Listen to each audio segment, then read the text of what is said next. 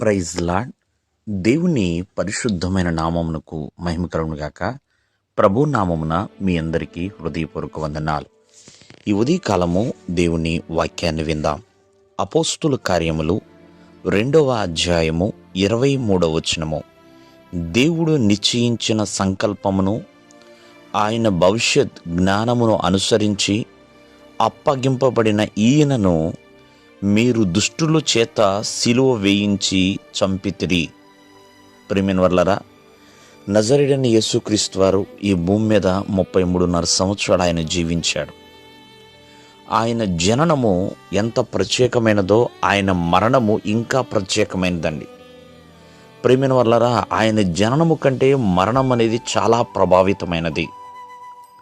ఎందుకంటే ఆయన జననము పరిశుద్ధమైనది. పరిశుద్ధాత్మ ద్వారా ఆయన ఈ భూమి మీదకు వచ్చాడు.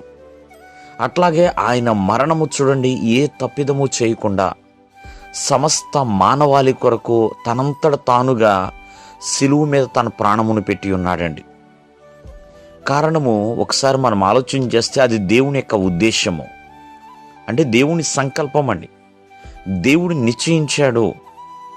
అది ప్రతి ఒక్కరు కూడా గుర్తెరగాలి. ఆనాడు తెలియక మరి దుష్టత్వములో ఉన్న యూదులు యేసుక్రీస్తు వారిని పట్టి కొట్టి బంధించి సిలువుకి వేసి ఆయన ప్రాణం తీశారు. ఆయన మీద అన్యాయమనే తీర్పుని మోపి ఉన్నారు. ఆయన అన్యాయమైన తీర్పు చేత మరి ఎంతగానో ఇబ్బందికి గురయ్యాడు. కానీ ఏది ఏమైనా అది దేవుని ప్రణాళిక, దేవుని ఉద్దేశం. ఎందుకంటే నలగగొట్టుట ఆయనకి ఇష్టమైందండి తన తండ్రికి. కానీ యేసుక్రీస్తు వారు సిలువ వేయబడుట, ప్రియమైన వర్లరా, సమస్త మానవాళికి అది ఒక ఆశీర్వాదకరమే. ఈ రోజున సిలువ అనేది కేంద్రం లాంటిది. సిలువ ద్వారానే అతిశయం వస్తుంది, సిలువ ద్వారానే జయం వస్తుంది, సిలువ ద్వారానే పాప క్షమాపణ కలుగుతుంది, సిలువ ద్వారానే విమోచన రక్షణ కలుగుతుంది. ప్రియమైన వర్లరా, సిలువ ద్వారానే ప్రతి మనిషి విడుదల పొందుతున్నాడు. కాబట్టి అంత శక్తివంతమైన సిలువ యేసుక్రీస్తు వారిని బట్టేనండి.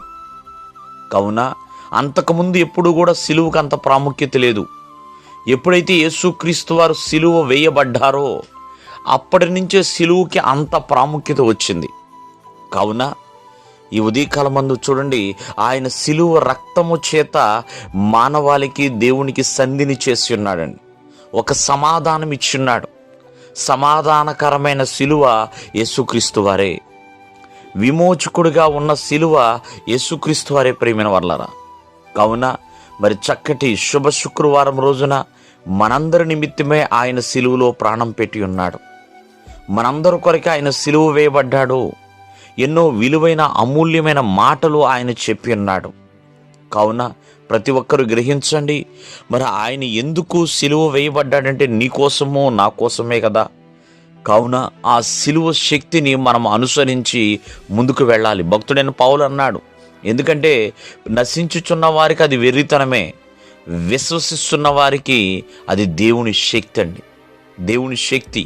కావున ఆ శక్తి సిలువ ద్వారా మనకు కలుగుతుంది. కావున ప్రియమైన వర్లరా, ఆ సిలువ చెంతకు చేరాలి.